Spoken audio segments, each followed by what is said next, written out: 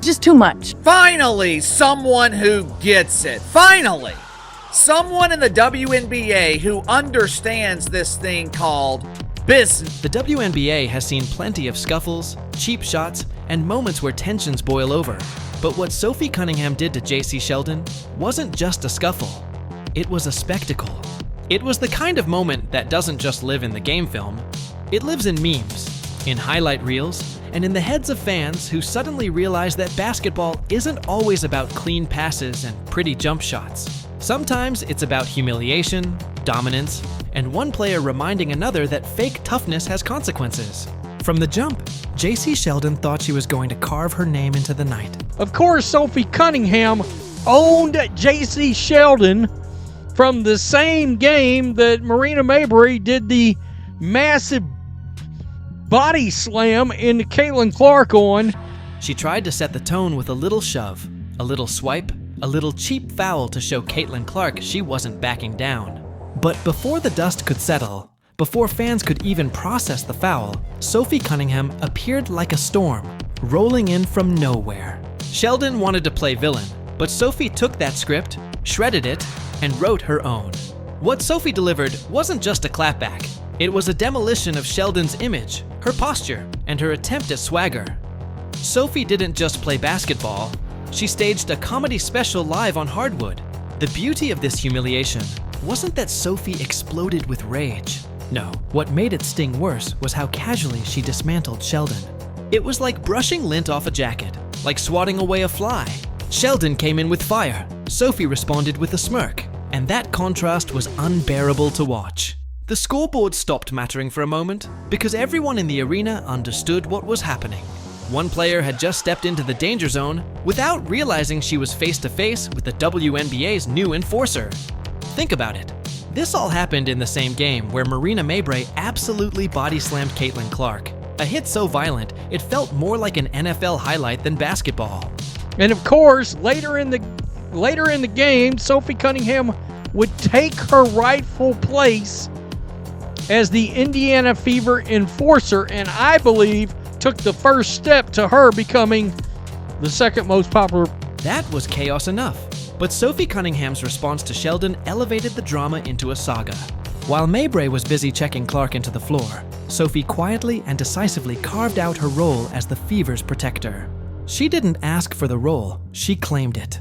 And in one instant, Sophie may have taken her first step toward becoming the second most popular player in the league behind Caitlin Clark herself. That's not hyperbole. Fans love dominance, but they also love defiance. Sophie Cunningham gave them both. Jacy Sheldon thought she could audition for the role of tough guy, but she ended up in the blooper reel of history. Her body language told the whole story. Her attempt at swagger evaporated into regret. You ever send a text to the wrong person and wish you could delete it before they saw it? That's what Sheldon's presence looked like after Sophie clapped back. Regret written in motion.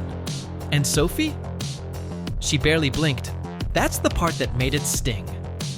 Sophie didn't have to strain. She didn't have to bark or puff her chest out. She just embodied the energy of a player saying, "Not today, not ever."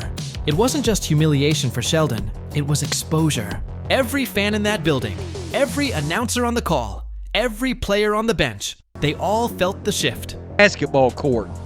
And a lot of people don't want to watch that. They want to just watch basketball. Again, the league's been handed this miracle, this beacon of light, while it was down in some dungeon. This wasn't about X's and O's. This was about territory. Sophie Cunningham staked her claim and made it clear she was patrolling Indiana's floor like a lioness in Nikes. And Sheldon? She just made the mistake of wandering into enemy territory. And here's where it gets even juicier. Sheldon's move didn't just fail. It backfired so hard it turned into comedy. Memes flooded social media before the game even ended. Clips got replayed with captions mocking Sheldon's attempt at intimidation. Fans were already laughing in real time, and nothing is more brutal in sports than when the crowd laughs at you instead of with you. Sophie turned her opponent into a punchline. That's a special kind of power. This is why Sophie Cunningham's stock is skyrocketing. She isn't just scoring buckets, she's building a brand, a narrative, a persona that fans latch onto. Every league needs its enforcers, its disruptors, its sparks. Sophie is all of those rolled into one, and she doesn't even break a sweat doing it. That's what separates her. Sheldon wanted to look like the enforcer, but Sophie is the real thing. And now Sheldon has to live with the humiliation of trying to make a statement, only for Sophie to flip that statement into her own headline. Day in the WNBA dump. The Bub Bongo Band playing all the classics as dump divers enjoy the fiesta.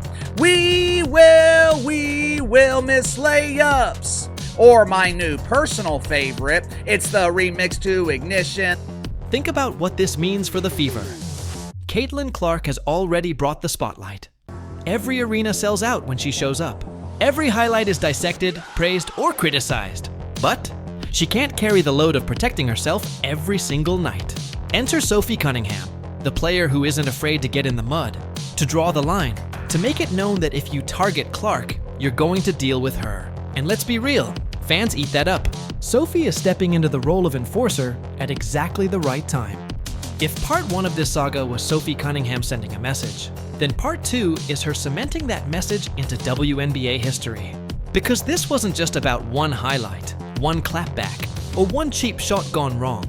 This was about a shift in narrative, a rewriting of roles, a complete reversal of momentum that turned Jacy Sheldon into the cautionary tale of 2025. Sheldon entered that game trying to posture, trying to assert herself as a gritty player who wouldn't back down from stars like Caitlin Clark. But what she miscalculated, what she fatally underestimated, was Sophie Cunningham's ability to not only take that energy, but flip it into humiliation so sharp it cut through the noise of the entire league. And now, weeks later, people aren't talking about Sheldon's defense or her hustle. They're talking about the moment Sophie Cunningham owned her soul in real time. That's brand damage you don't recover from easily. Let's zoom out here, because this story isn't just about Sophie versus Sheldon. It's about what the WNBA desperately needs right now. Villains, heroes, and unforgettable drama. Eye on Clark and Jacy Sheldon, right? Clark trying to back down Sheldon. Sheldon fouls Clark. Clark a little upset because she feels like she got poked in the eye, but then watch Marina Mabrey here. She sees Every great league thrives on these roles. The NBA has had its rivalries. Bird versus Magic, LeBron versus Steph. The NFL has Brady versus Manning, Mahomes versus Burrow. But the WNBA has struggled to carve out narratives that pull mainstream fans into the chaos. That's why Caitlin Clark has been such a lightning rod. She's not just a player, she's a storyline magnet. Every game she plays has the potential to blow up online, whether she scores 30 or gets slammed into the hardwood. And now Sophie Cunningham has positioned herself as the perfect supporting character in that saga. Because when Clark gets targeted, and make no mistake, she will be targeted every single night, it's Sophie who is stepping into the frame, ready to dish out consequences. Fans aren't just watching the fever for Clark's three-pointers anymore. They're watching to see if Sophie Cunningham is going to add another name to her list of players who thought they could test her and paid the price. That's powerful. Jacy Sheldon became the first major victim in Sophie's new highlight reel, but she won't be the last. And what makes this even better for Sophie is how effortless it all looked. Remember, this wasn't some heated back and forth. Sheldon didn't even manage to draw Sophie into a shouting match. Sophie didn't bark, she didn't shove back, she didn't lose her cool. She simply dismantled Sheldon with casual dominance. The new role of Dejanay Carrington, Jacy Sheldon. We had Caitlin Clark getting teed up involved in the incident. How does that happen? You've got Marina Mabrey just coming in and Mabrey just thrashed. The kind of dominance that makes fans laugh at you instead of fear you. And humiliation through laughter? That's worse than any hard foul.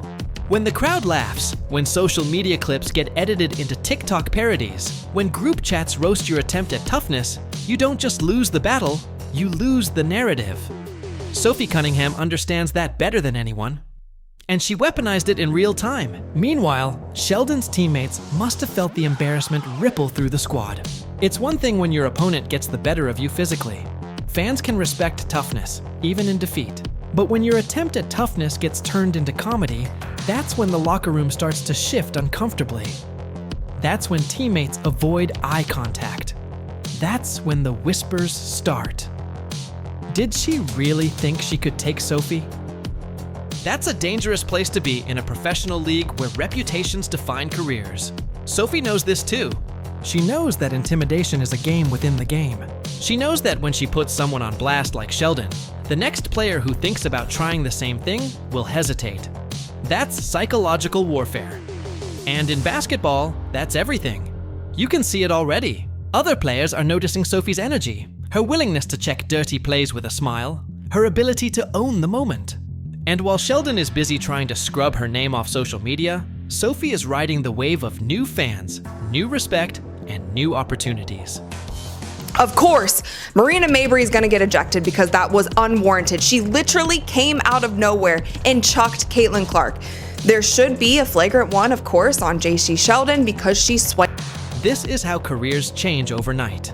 Sophie went from being a solid role player to one of the most talked about names in the league. And Jacy Sheldon? She went from a promising guard to a walking punchline. Think about how unfair that is, yet how perfectly it works in sports.